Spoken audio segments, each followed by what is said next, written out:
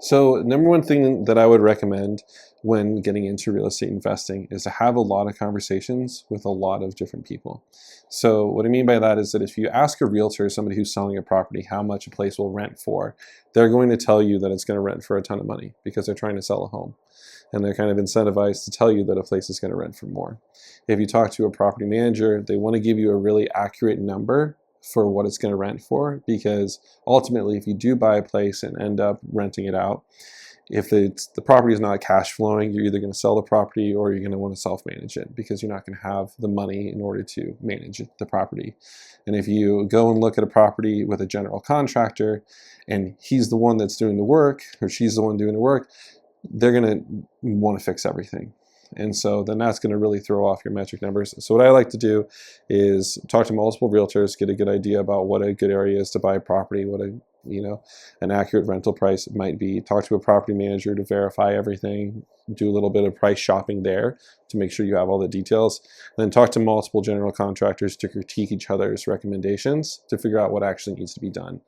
One thing that's nice that we do here is we'll do a free consultation with owners to try to understand exactly what they're looking for with a property. Property managers are really good at finding a way to optimize the property and get as much rental income without doing major renovations.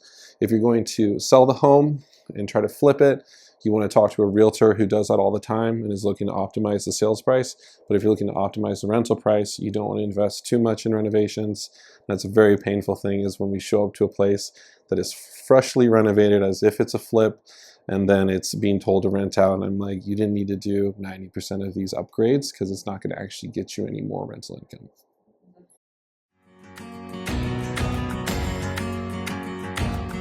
I've actually been to 48 states, so I'm very familiar with a lot of different real estate markets in America, and Utah is great. There's a lot of things that people don't realize about how great Utah is, but generally, people in Utah are actually really nice. It's a super landlord-friendly state, so a lot of the laws are on the actual property owners and in their favors, but also just the people here are really nice. And I don't think that people realize that a lot. And the economy is really good. It's really strong. There's a lot of people who are moving here, super family oriented. So in general, it's a great market. And that's why I started a property management company here. It's because I'm like, oh, these people are actually nice and they're easy to deal with. So in general, this is a great spot to be for a multitude of reasons in general. I don't know of any specific like hot spot other than, in general around Salt Lake's great. Ogden's, been blowing up a lot. Lehigh is doing well as well. And then, Provo, anywhere around colleges is always a great place to have a rental.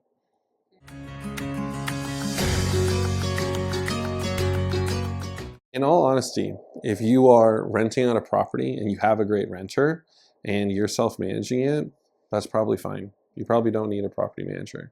What ends up happening in a lot of those cases is people get sort of like lured into a false sense of security, going like, "Hey, this is so easy. I have a great renter. What's wrong with anything?"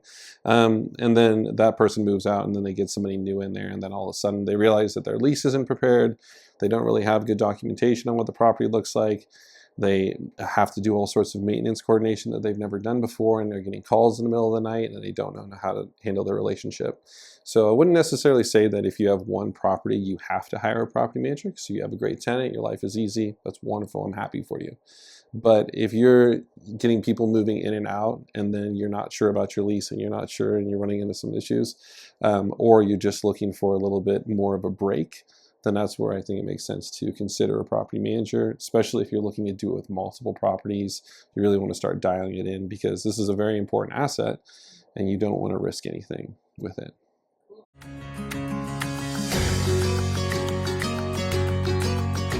So whenever you're looking at fees from a property management company, you want to make sure that you read the contract. The contract is going to be the most clear way to understand exactly what they're charging. A lot of times what we see that people complain about is a lot of maintenance coordination fees or a lot of maintenance markups. As in, you have to use their specific vendors, which they're going to make a little bit more money on, or they're going to say, if you use this vendor, we mark it up a certain percentage, and we're also going to charge you a fee for coordinating a lot of those things. So a lot of small repairs turn into a little bit more expensive repairs, and big repairs actually get really expensive.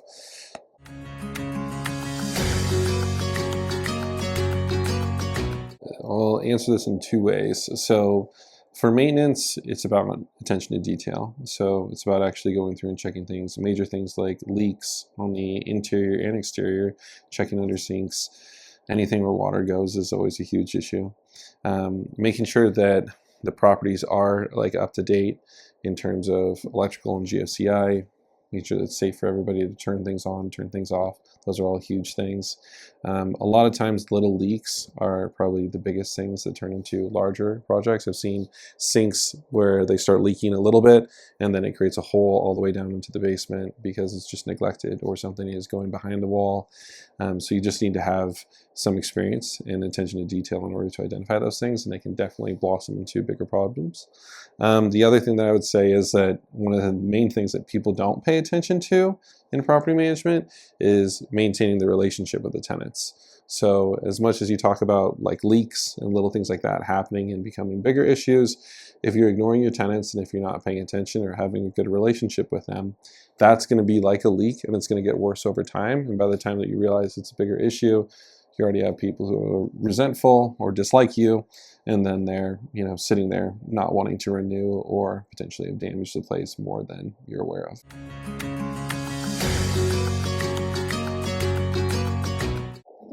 So talking about the rental price, this is a huge piece that I think a lot of people think there's more of like flexibility on than there really is on. So with the rental price, what happens is that the property manager will do a free rental analysis. Almost everybody does that, and they'll give you a ballpark of what it is. In general, you want a couple things to happen. They'll give you the ballpark figure, just let's say it's $2,000 for easy math. Actually going through the property is going to be really important, because all those online calculators and tools are all very similar. They're going to do like geographic data based on where the property's at, how many square feet it has, how many beds and baths and things like that. It's not going to factor in if it's on a nice quiet street. It's not going to factor in if it has a nice view, if it's in a super nice neighborhood that's a little bit different and the house is maybe more unique in some ways. It doesn't always factor in the yard size. Doesn't factor in new appliances, renovations, a lot of those things that really you need a human in order to do. And so we usually see about a 10 to 15% either like increase in rent or decrease in rent, depending upon it is, on what the property looks like. Also, it really factors into the time of the year too. If you're trying to rent something in between, like the worst time period is usually between Thanksgiving and New Year's. Nobody really wants to move in that time, so you have to give people a swinging deal if you are going to get people to move in during that time. What happens is if there's a disagreement, so like let's say I come back and I recommend $2,000 for a rental price.